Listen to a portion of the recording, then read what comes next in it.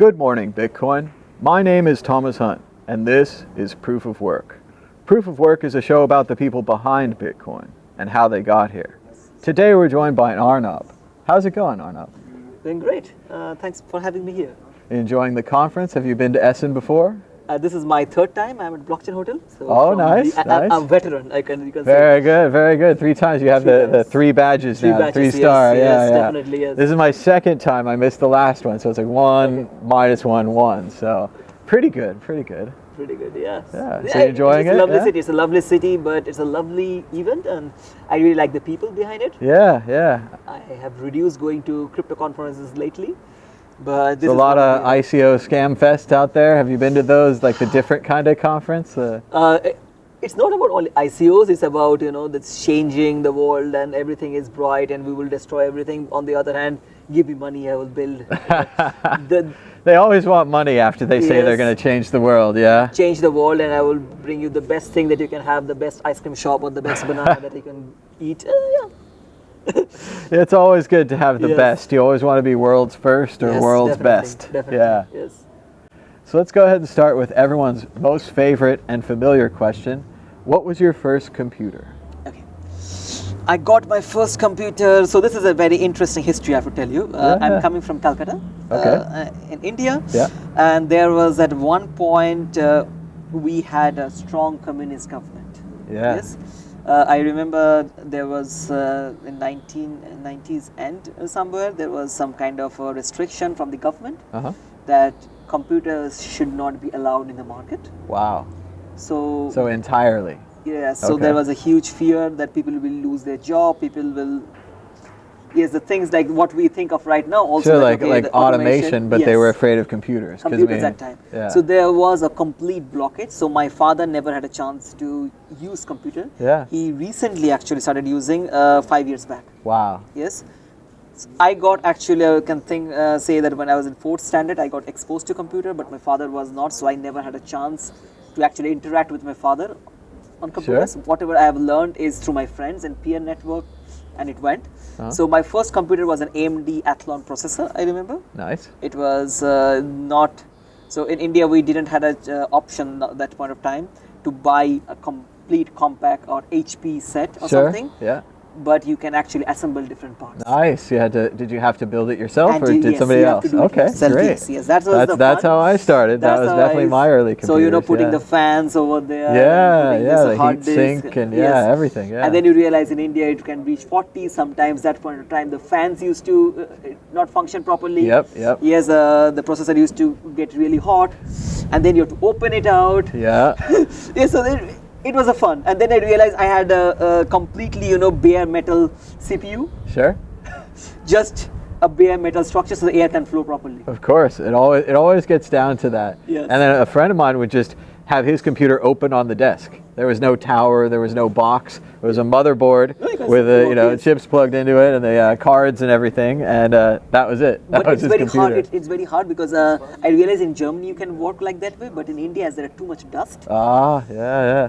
It's a problem. It's a tough environment. It's sounding a lot like Burning Man. It's got the heat, it's got the dust, it has and you have to live there. And then the moisture. Yeah, because really? It rains also in summertime. It rains almost in every evening, so there is a moisture. Imagine there's a dust, moisture, and then there's a heatness. Like you can fry your motherboard very fast. Sure. Literally, and cockroaches.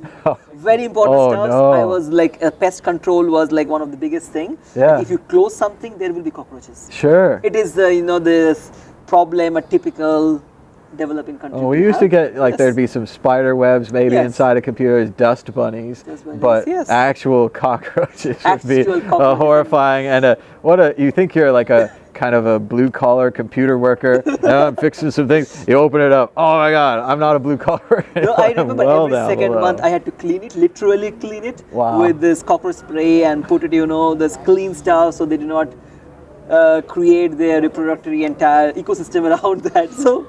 You had to do a lot of work to keep your computer bug free. Yes. Bug free. But I had a nice experience. Like this was the thing I really went into, and I I really value, really dissecting an entire electronics equipment, sure. which right now these days the companies are not allowing. No, they don't value that anymore. They don't value it, but you learn really respect. Okay. This is very important stuff, a respect for materials. Sure. Yeah.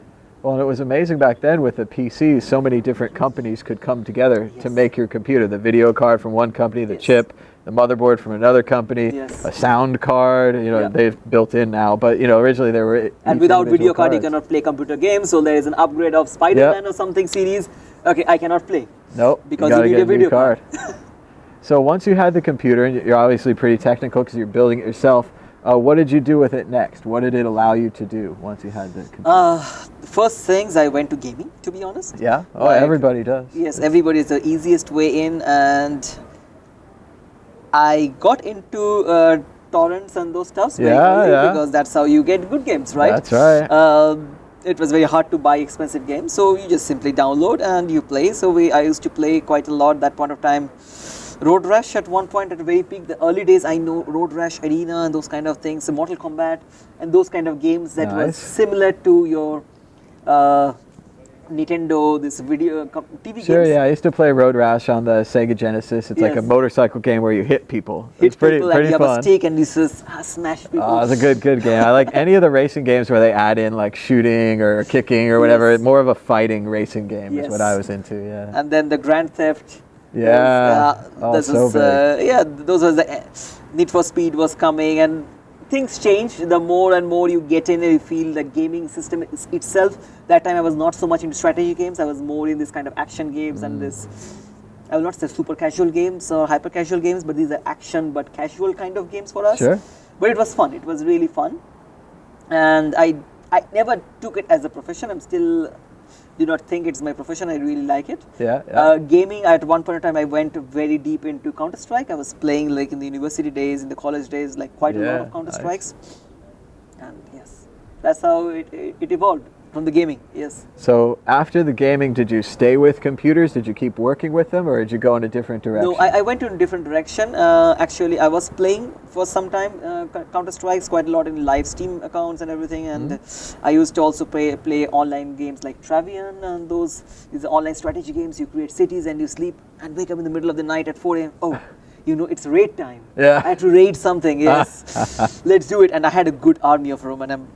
I had a good Roman Empire. Yeah, I can say. Nice. It was a good time. It's too bad we can't put more of these accomplishments on our resume, because I used to beat like Centurion, Defender of Rome, and then StarCraft and Warcraft, all the original Command and Conquer and stuff. Yes. Really good at those, but it has no value. But you can have such a good. I know a lot of good friends. I have good memories, but I do not know who they are.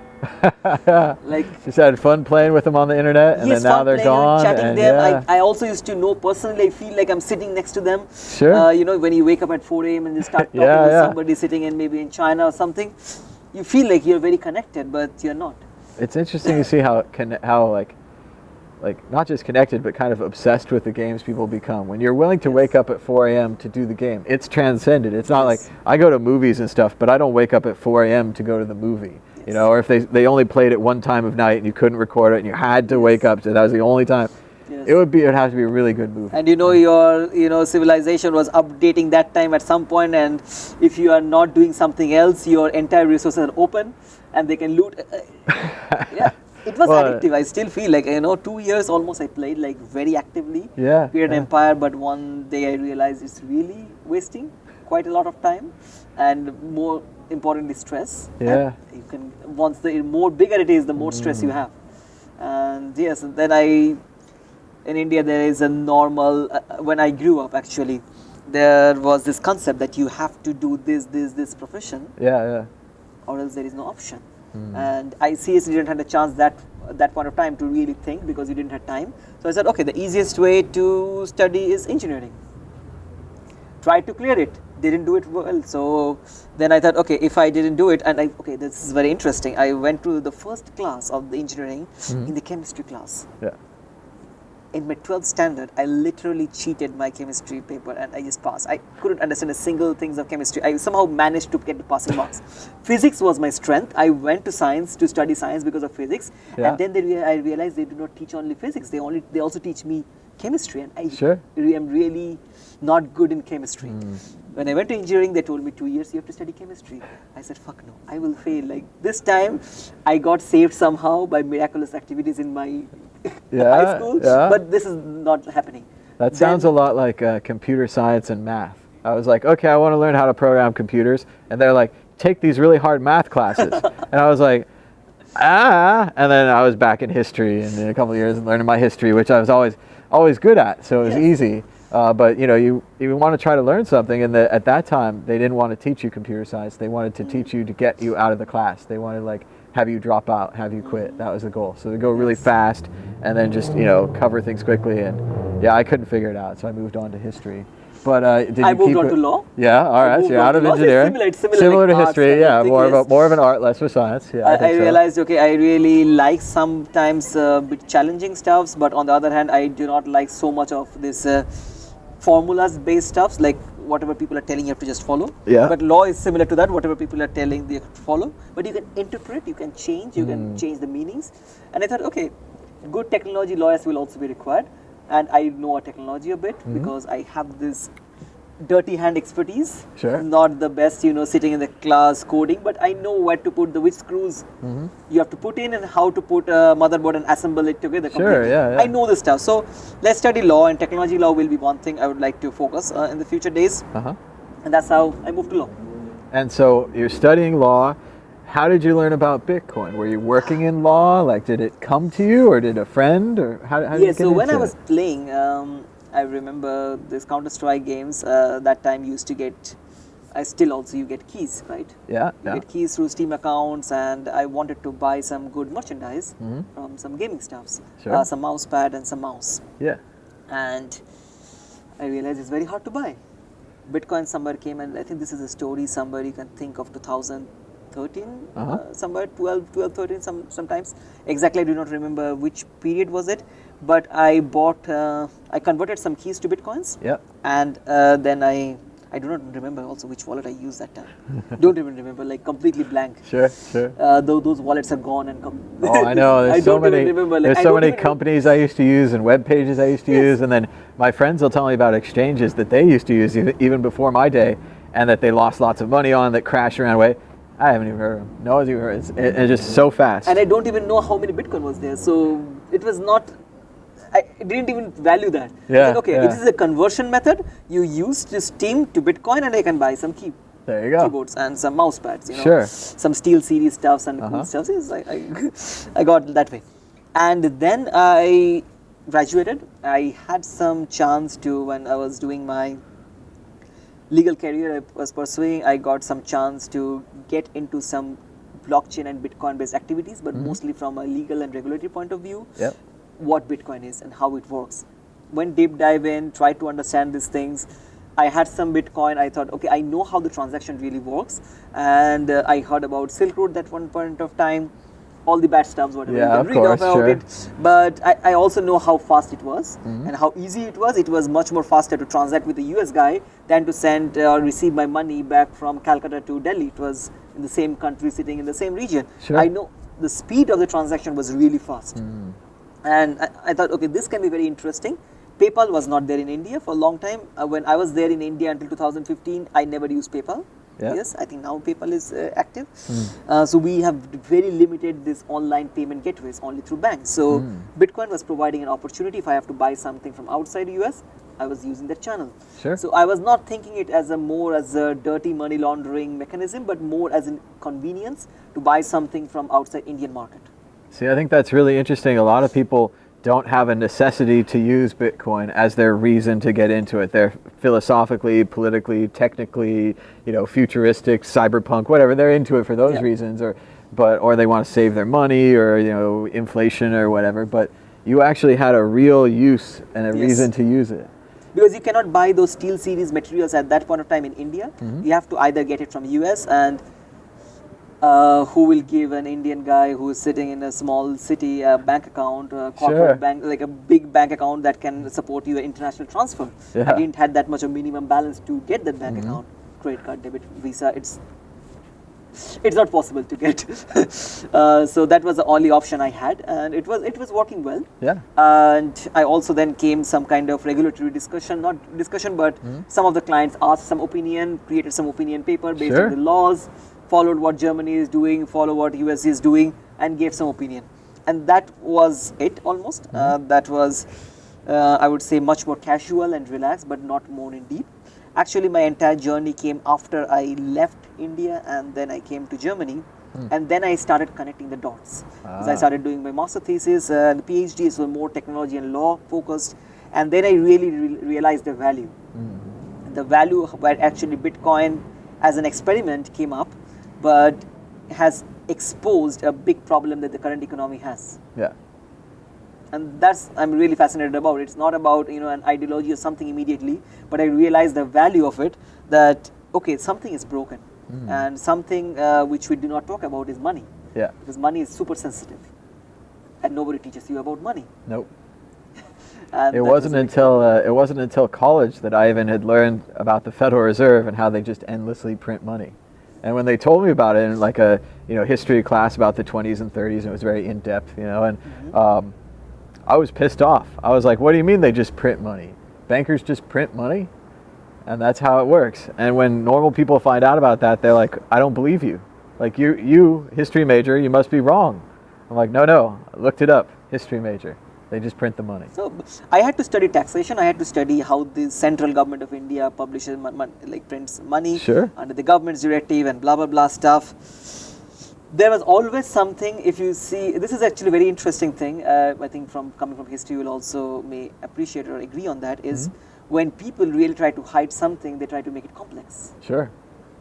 The more the complex... Like financial language, you have the jargon. Yes. Instead of just saying, this, you would say some kind of advanced fancy term that would be hard to know. So, yeah. And this is, if you see, the entire finance related stuffs are so complex and so, not straight line, but it's logical. Somebody could be a simple straight line, but they try to make things so complex that people say, okay, I do not understand, maybe they're right.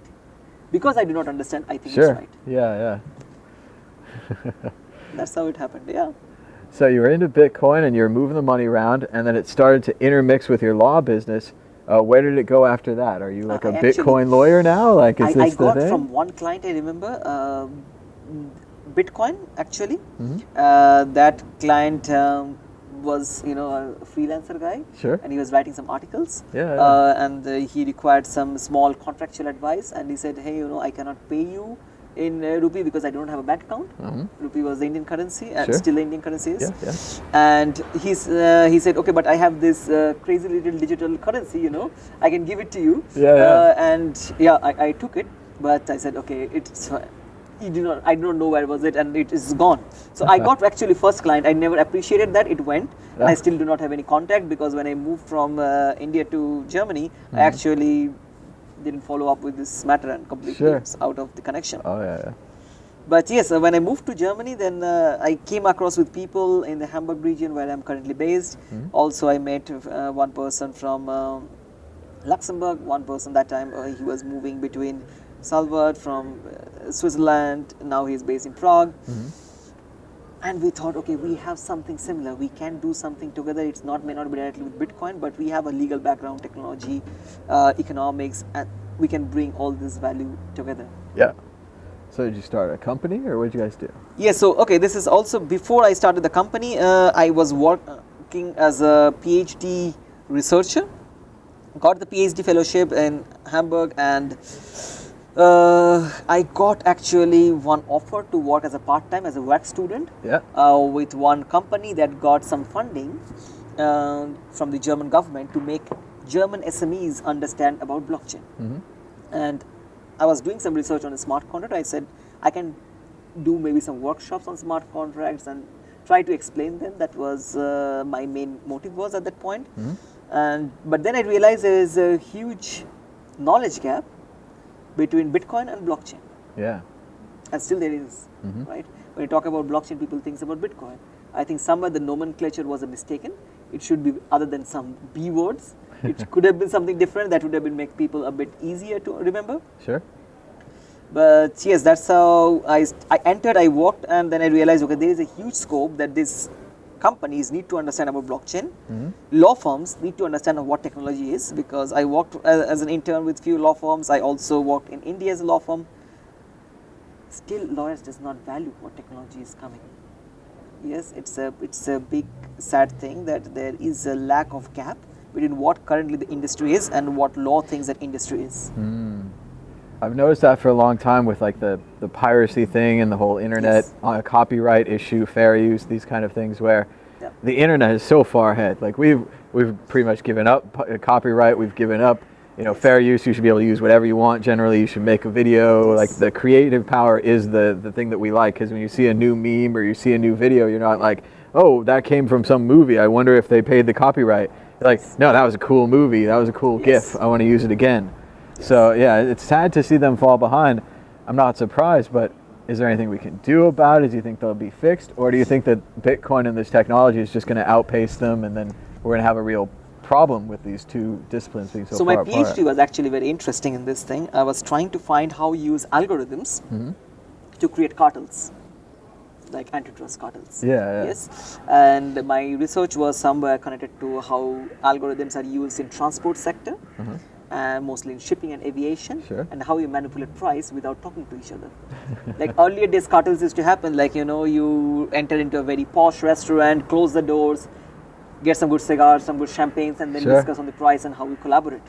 But these days, you don't have to do that. You just simply use the algorithm to do a market discovery on the pricings, and then you do a market signaling on the prices. It can work, and that's how it works right now.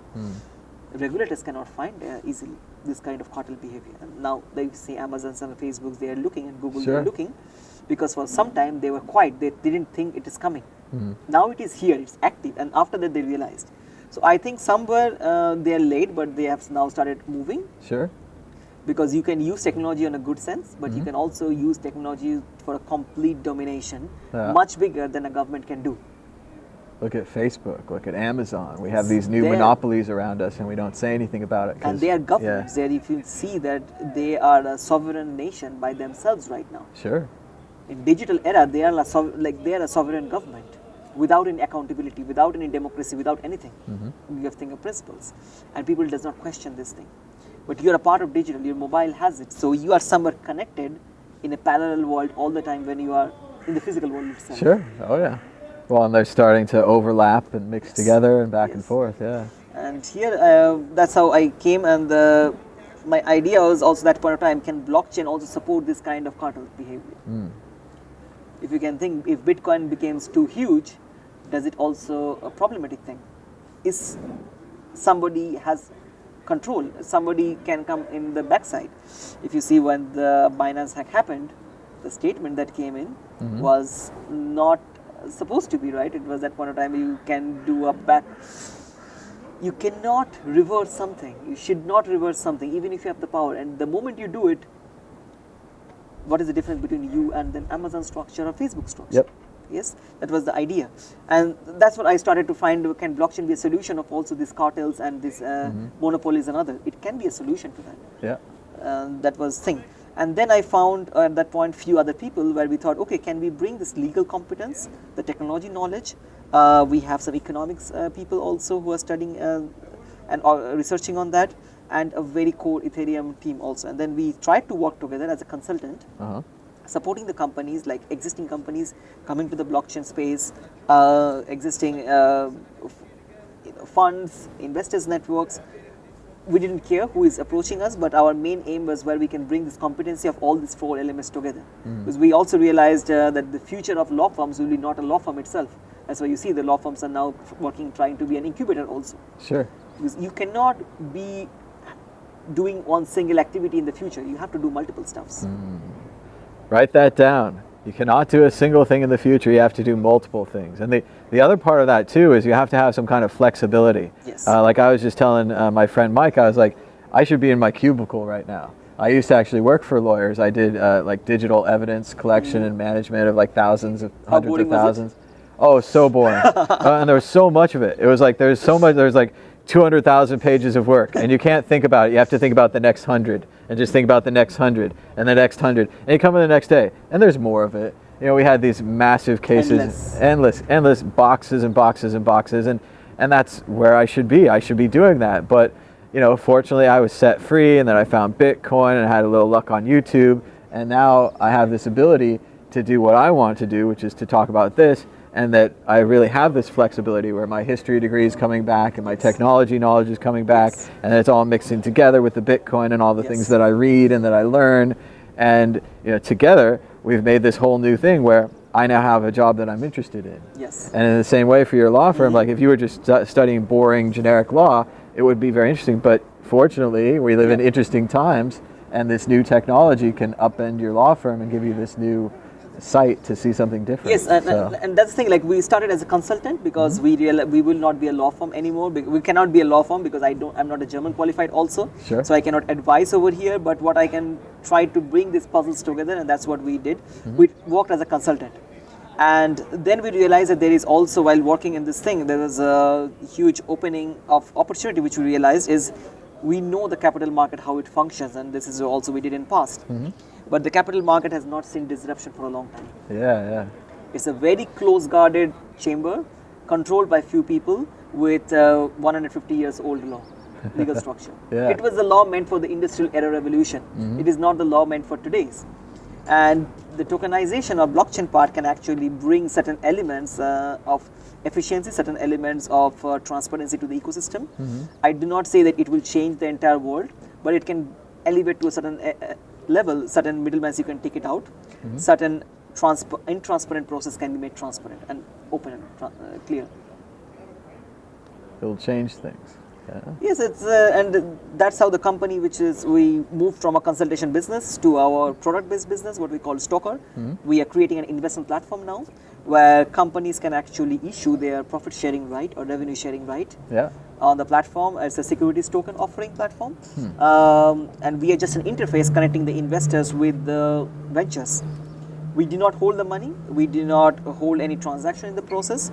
We are just an interface where the beautiful interface where you can actually manage your risk and everything, but you do it at a very good user journey with the principle of decentralization. So we do not hold the tokens. Both the investors and the ventures, they hold their own part. And we do not have a platform token. That's the best part. So you can just directly come with your euro or with ether, whatever you want, because we know people still want to use euro.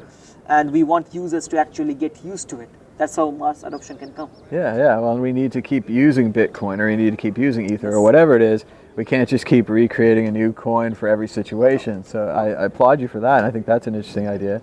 And where can people learn more about your law firm and your company if they wanted to check it out? It's not a law firm. We worked as a consultant. Now we have a product. It's called Stockardio, Stokr.io. I think there will be a link in the description below somewhere. And we have already launched, so it's live. You can go and see the platform. Our main focus is to make the interface as simple and usable as possible. We're only open for European investors and European projects right now. And this is one thing which we found in the ICO market is the due diligence of the project was not taken seriously. And we are focusing only on few industry verticals. Like we cannot say what a good prop tech company will look like. If you're onboarding a prop tech company, we require experts. So we are creating experts network around different industries. Like we have focused on mobility right now, mobility, prop tech, games, and IoT. These are the 4 industries that we are looking into quite deeply. And we have created a network of experts around those projects who are helping us in due diligence of the ventures.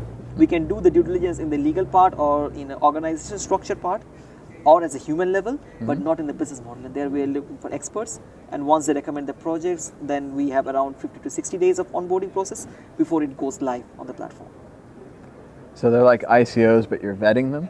So it's like securities token offering. So the companies are issuing a qualified financial instruments. It's not like network effect based tokens that will grow over the period as the adoption will come in some moon and sun alignment. Yes. It's something that already has value. That has value. Selling. Yes. Let's say for example, a company has a fixed revenue. You share the fixed revenue till the time you pay back the investors the money, and after that there is a fixed income revenue sharing percentage till the time your company is alive. So you as an investor has a fixed expectation what it would be. So it very much depends on what kind of companies are issuing. So we are really focusing on the projects on that part. It sounds very interesting, and people should check it out at what was it, stokr.com? Stockar.io. .io, sorry. All right. Yes, please join us, and we have a Telegram channel also in the description and the Twitter channel. All right, well, thank you so much, Arnab, for the interview. I really appreciate it. Some interesting stuff. Thank you. And it's always interesting, for me, I'm from America, to get the perspective of someone using a computer in another country, because it's just totally different every time. Yes. And I'm just always fascinated to figure out the little differences. And then what's just so funny is, you're using an Athlon processor. I mean, I had AMDs and I had Intels and stuff. It's the same processors, it's the same motherboard, it's the same chips. But you're in India and I'm in America, so it's just always so interesting to get those yes, the Mac was not in our league that time. Oh, yeah, super expensive and still. Oh, so expensive, yeah. So I was still a Windows guy, and AMD. I really like the processor actually. I'm still like AMD actually. They were awesome back in the day. You could overclock them, so it was a very cool thing. Thank you very much. Thank you so much.